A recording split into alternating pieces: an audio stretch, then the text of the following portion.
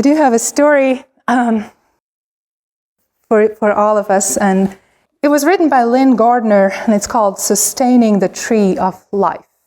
Does anybody here have big trees in your yard? Yeah? How big is it? How many people do you need to wrap the arms around that tree? More than two? More than two? Anybody? I have a tree also that is more than two. We need at least 3 people to be able to wrap around that tree. We inherited it with the house. So in this story, it is about the tree that stood in the middle of the village. This tree was so big, so large, that it took 6 people holding hands to wrap around the trunk of that tree. That's a big tree, isn't it? The roots were strong and wide. Its branches were spreading all over the village square, thus offering shelter from the rain or shade from the summer sun. And it had fruit, juicy, sweet, and plentiful. Was your pear tree juicy? It was the cooking pear that was kind of hard? Well, my tree is not a fruit tree, the one that's big, so it doesn't have any fruit either. But this one did, and it was really delicious. Did yours have fruit? No. Oh, yeah. But it provided shade. Pretty one, right? Yes. The people of that village, they loved the tree. Children played beneath it and climbed its lowest branches. Young people knew that if you whispered your dreams to the tree, those dreams were more likely to come true. People who proclaimed their love or friendship for one another beneath its branches found their friendships to be nourishing. And elders discovered that their sweetest memories could be counted on when they were near that great tree. The tree had been witness to so much, and when the breeze blew through the leaves, one could hear echoes of generations. Laughter, conversations, dreams, prayers, and songs. Do you have an idea how old your pear tree was? Pretty old, maybe? Yeah. 30-ish, wow. Do you know any idea of the ginkgo tree? No idea. Yeah. I do know that the tree that I have is at least 50 years old. I know it just based on when that area was built and the trees around it were planted. That's our judgment. But animals also love that tree. Do you have any birds and animals living yours? Did they live in it? Ants were definitely there. Yes, did you see any birds or animals on that tree, big tree? So pigeons may have actually landed on the tree at some point, maybe, right? So an oak tree, definitely older, and there might be some birds living in there too. Yes, one winter we counted in my ash tree that we have about 7 squirrel nests up there.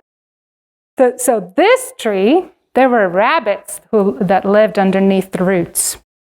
The squirrels, of course, and then monkeys lived on its branches.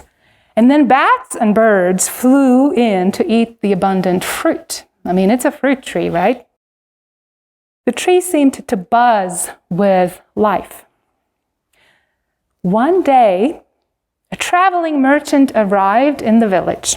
He rested in the shade and ate 2 pieces of the delicious fruit. "This fruit is incredible," he said. "I would like to have some to sell in the next villages that I will visit. Who owns the tree?" "No one owns this tree," replied a villager. "If anything, we belong to it." "Well then, if no one owns the tree, then no one will mind if I pick the fruit," said the merchant and began to fill a basket. "I mind," said the villager.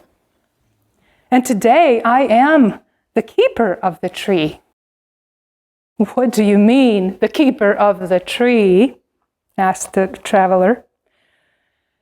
"We take turns being here with the tree. We could never own it. We are here as protectors, as sustainers of the tree. That's ridiculous, said the merchant. The tree doesn't need you. You could just take what you need, take what you want. The tree will continue. But the villager could not be persuaded. Sir, the tree is not like that. We don't come here to take from it, even though we do receive much. We are keepers of the tree, because this is where we are nourished. This is where some of our most precious memories are, and where our people have dreamed. This is where we remember who we want to become. Well, said the merchant, you may think this tree is very special, but it still doesn't need you to sit with it. That's preposterous. Ah, replied a villager, the tree itself may not need me to sit with it. But what of others who come by? Just this morning, I sat with a woman whose heart was heavy with worry. Had I not been here, she would have had to carry that weight alone. And this afternoon, a tired couple came by, and they rested with me. They said that they had been looking for a place like this. And then an elder came by, and we watched the birds in the branches together. And now you are here. You were confused about what this tree is and how to be with it. Imagine if you had arrived and not found anyone here to talk with.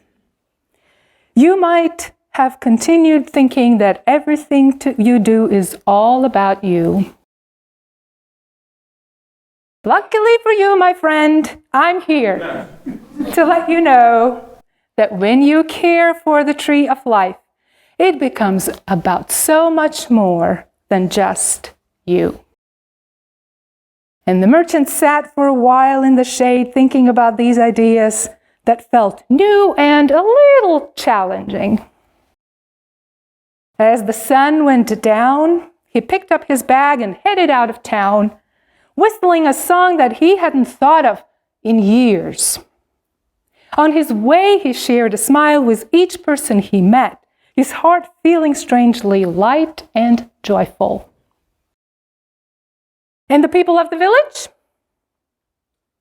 They continued to sustain the tree of life, to care for one another, and to share their gifts with grace and gratitude.